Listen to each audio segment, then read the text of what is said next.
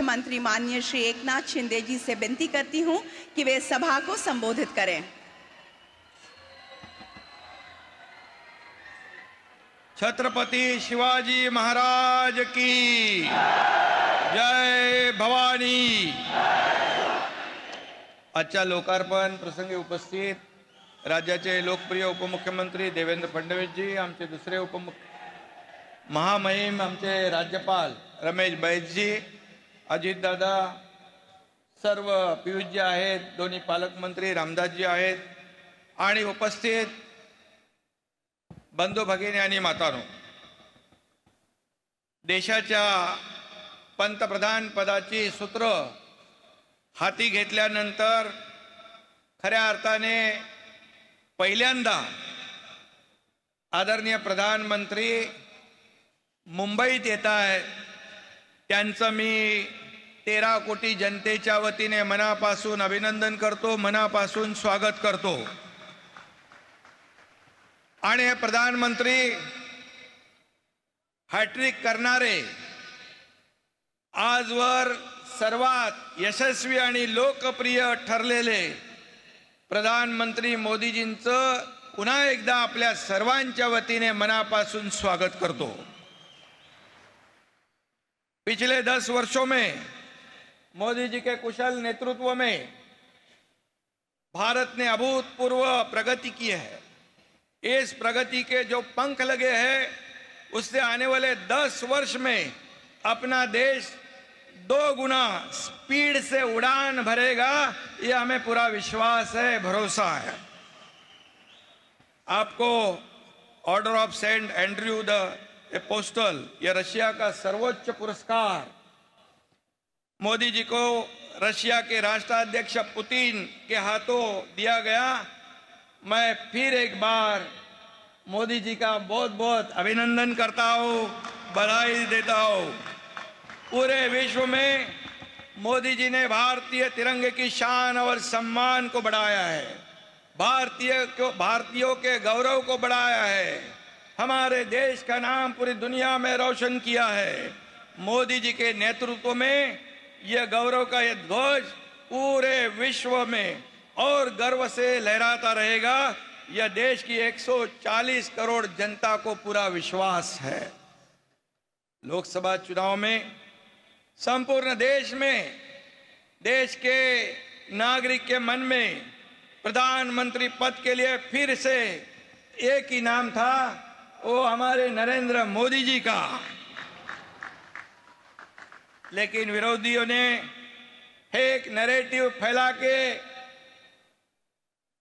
हमारे मोदी जी के खिलाफ जंग पूरी तरह सब लोग एक होकर उन्होंने साथ आकर जो किया उस समय मैं यहाँ व्यक्त होना नहीं चाहता हूँ। संविधान बदलेगा, ये होगा, वो होगा, लेकिन मैं आपको कहना चाहता हूँ झूठ की उम्र बहुत कम होती है, सच की जिंदगी लंबी होती है।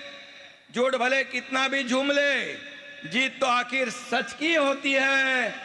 और मोदी जी आप जीत गए, या आप हैट्रिक किए और विरोधी पक्ष ने हारने का हैट्रिक किया और पेड़े बांटने लग गए। मैंने कहा उनको, मोदी जी के हैट्रिक के लिए पेड़े बांट रहे, आपको बहुत बहुत धन्यवाद। बोले नहीं, ये यहाँ पर कम सीटें हुई। मैंने कहा आपके पहले 44 थे, बाद में 50 हो गए, अभी तीसरी बार 99 हो गए। 100 सीटों को भी आप जीत नहीं पाए और पेड़े बांट रहे हैं। ठीक है, क्योंकि आप जीत गए। मोदी साहब, आपके मन में, आपके तन में, आपके काम में प्रभु राम है।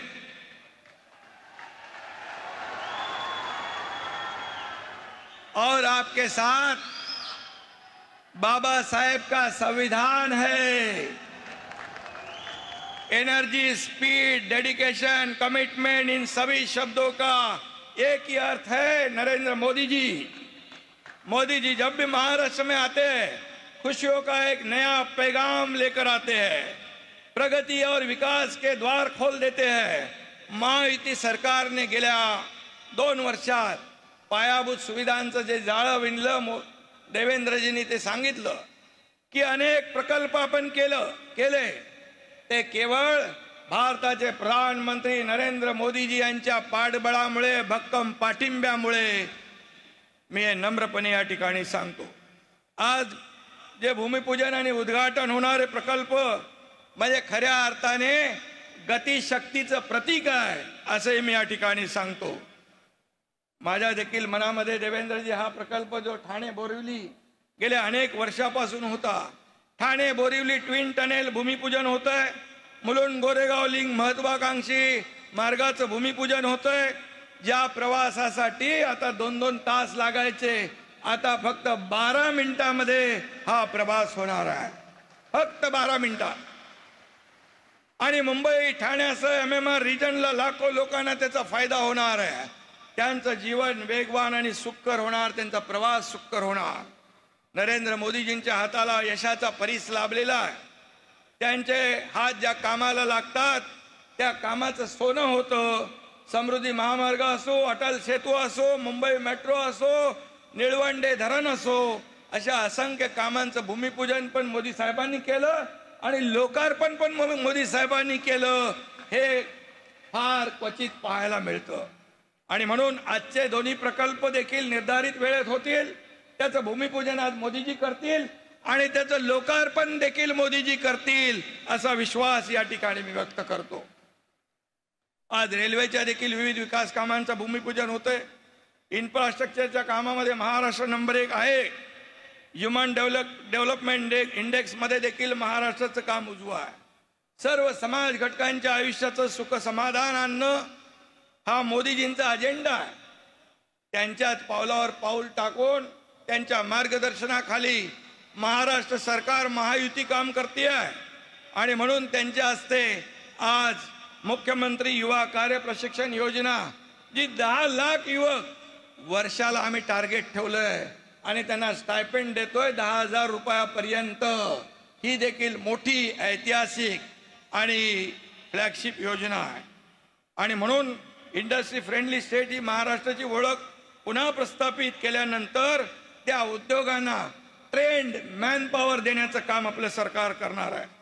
त्याशिवाय मगाशी मोदीजींशी बोलत होतो की आपल्या बहिणींना दरमहा 1,500 रुपये म्हणजे 18,000 रुपये वर्षाला मुख्यमंत्री माझी लाडकी बहीण योजना, 3 सिलेंडर देणारी मुख्यमंत्री अन्नपूर्णा योजना, शेतकऱ्यांना मोफत वीज पुरवठा देणारी बळीराजा योजना आणि मुलींचं संपूर्ण शिक्षण विनामूल्य करणारी योजना आपण केलेली आहे.